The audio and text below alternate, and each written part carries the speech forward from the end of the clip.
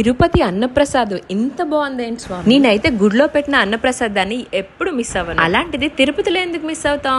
మీరు గనక తిరుపతి వెళ్తే వెంగమాంబ అన్నప్రసాదం సెంటర్ లో తప్పకుండా భోంచేయండి. ఇక్కడ 3 పూట్ల సర్వ్ చేస్తారని బోర్డు చూసాకే నాకు అర్థమైంది. ఇది వచ్చేసి అన్నప్రసాదం సెంటర్ లో బ్యూటిఫుల్ వాల్ పెయింటింగ్ అన్నమాట.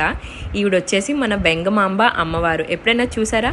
తిరుపతి కొండకొచ్చిన ఏ భక్తుడు ఆకలితో ఉండకూడదని చెప్పి రోజుకి కొన్ని వేల లక్షల మందికి ఇక్కడ ఫుడ్ అనేది పెడతా ఉంటారన్నమాట. అక్కడికి వెళ్ళేసరికి అరటాకు మీద రెడీగా కొంచెం పరవన్నం, కొంచెం గుమ్మడికాయ కూర, కొబ్బరి పచ్చడి పెట్టి రెడీగా ఉంచారు. ఇలా కూర్చున్నామా లేదో వెంటనే వేడి అన్నం, ఆ తర్వాత ముక్కలు సాంబారు వేశారు. దాంతో గుమ్మడికాయ కూర నంచుకొని తినేసాను అన్నమాట. ఆ తర్వాత మజ్జిగ వేశారు. ఆ మజ్జిగలో కొబ్బరి పచ్చడి మాత్రం ఉంచుకోండి. ఆ 2 కాంబినేషన్ అద్భుతం, అమోఘం.